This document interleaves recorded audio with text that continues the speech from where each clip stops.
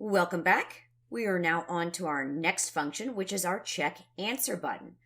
So we need to do a couple of things. For instance, if I typed in here without hitting new game, and let's see, I typed in the word boat, and I go to check my answer. Now notice, no games have been logged in. Check answer. I want to set up this alert that says, please press the new game button, okay? And I'm clicking okay. That will take me back. So let's get rid of that. And let's go ahead and start doing that right now. What I'm going to do is I'm going to set up an if-else statement. Again, if you're not familiar with coding or anything like that, an if-else statement really checks the conditions of things and then proceeds down a certain road based on the condition. For instance, if it's raining, I'll bring an umbrella. Else, I'll go to the beach. This is sort of what I'm setting up, is that if one condition exists, I'm going to run a block of code. If another condition exists, I'm going to run a separate block of code. So the first thing I want to do is create my if statement. So I'm just going to say if correct answer is equal, bear with me, I'll talk about the syntax, is equal to a blank text field, blanked value. I'm going to do this block of code within these curly braces. Else, then I'll just type my else. I'll run this block of code. All right? And now I'm just going to comment that out. And now to comment, I just do // and I'm just going to say run some code here. These are comments to myself or to anyone helping me with the code. And the compiler will not look at this, especially, because it's got the syntax with the 2 /. I'm just going to say else run some code here. But I digress. Okay, so if our variable called correct answer is empty, which means we have not hit the new game button. We've not loaded it up with something. And that's, look at this double equal. This means it is comparing the value, not assigning, where here we assign a value. Correct answer is equal to a blank string. We're comparing something. Is correct answer, is it equal to a blank string? So when you're doing your if statements, you want to make sure you do the equal. All right, let's continue along. If correct answer is blank, there is no correct answer. We want to tell the user, you know what, you need to click the new game button. So how do we do that? Well, we're going to create an alert. So I'm going to say let alert, and that's going to be equal to UI alert controller, open parentheses, and I should start seeing title. Hang on one second. I know of one thing I forgot to do. Good hint, when I don't see the Xcode automatically filling in the sort of the code hint, I know that I've probably typed out something wrong, and here it was. I forgot the T in UI alert controller.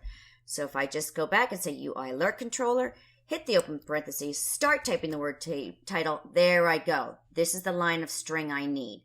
Double click on this, and the title of the string is, I'm just going to put it in quotes, and it's going to say, please press new game button. That is the message that the user will see. And then there's a little message, a sub message below that if I wanted to do that. And for tutorial purposes, let's just put something in there so you can see message so we can play the game. Okay. Now the preferred style, I'm just going to call it a .alert. There's a couple of different styles that we can go over, but for now we just need the alert style. So, all right. So that's good. We set up a constant called alert. It's our UI alert controller. It's going to set up with a title and a message. This is telling us what it's going to look like. Now, we need to code in that OK button, right? So we're going to say let OK action. And that's going to be equal to UI alert action. Not controller. We've already set up the controller. This is the action. This is the button we need. And that one also is going to have a title. So I'm just going to double click on that. And what's the title? Well, I just put the words OK. So it's like, okay, I know to go back and do that. And the style is .default, just a regular button. And now for the handler, I just want to double click on this because it's going to help us write the code. In this parentheses in here, I'm going to type in the word action. And it says void in. Now this is the bit of code that we need to do. Well, thankfully, we don't need to do anything. When we click the OK button, it's just going to take us right back to the game. So just delete where it says code, and we're all good. Let me just make sure this looks okay. so you can kind of understand a little bit about this. Okay, we've created our controller.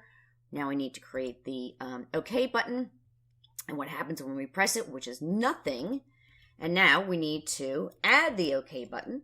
So I'm just going to say alert, which is our up here, view controller dot add action. Well, what action do we need? Well, it's this action that we just created, and we called that OK action. Now that's all well and good. We've got an alert. We've got a button that says OK. Final thing we need to do is we actually need to present it, which means, hey, show it on the screen. So present view controller. What view controller are we presenting? The one we called alert. Animated true, because that makes it look cooler. Completion nil. And we are out of that. Looks good. All right, let's give this a shot, shall we? So I'm going to stop my simulator because that's all that was running. And I'm going to click build and run again. All right, here's our simulator. And I'm going to put this so we can sort of see. Oh, well, I'll move it over here. Here we go. I just want you to see the what you coded in your UI alert action. So for instance, I'm going to pretend I did not hit the start new game. And I'm going to just enter the word house. I'm going to check my answer. And here it comes. Press new game. Please press new game buttons. And then under here is the message so we can play the game. And our button is OK. This is all of this code that you just wrote out. Click OK. And it returns us back to our game. Alrighty, that's good. Now, let me just shut this off. Let's go down and start coding in what happens when the new game has been clicked. There is a value in our correct answer. So we're actually playing the game now. Let me get rid of this code here. I'm going to go back up the very top. I'm going to need a few more variables. First one I'm going to need is our score because, and that's going to be equal to, that's just going to be equal to 0. That's fine. And basically the way I set it up is if the user gets the answer correct on the first try, he gets 10 points. If he gets the answer correct on the second try, he gets 5 points. On the third try, he gets 1 point. And on the fourth try, because it's the very last answer, he gets 0 points. All right, so we're going to be able to affect this score and change the score label. The other variable is in, I think this is what I'm going to do. Oh, number of guesses. So number of guesses, because this is going to help us determine what his score is. And that is also going to be equal to 0. Now that we have those variables, we're going to go back down. And let me just add some comments here. This will help you. If a new game hasn't been started, we're going to perform this bit of code, and so we're going to tell them, hey, don't forget to pick a new game. And then we're going to just go down here. I'm going to say a new game has been started. There we go. Now that makes it a little bit more clear. And this is the ending curly brace for this function. We're going to have a lot of curly braces in here, so I'm going to just do myself a favor, comment this out and not comment it out, but make a comment next to it. Say comment end of check answer func. There we go. So I know not to mess with that. And of course, this is our very last closing of the entire class up here. Curly brace. Good.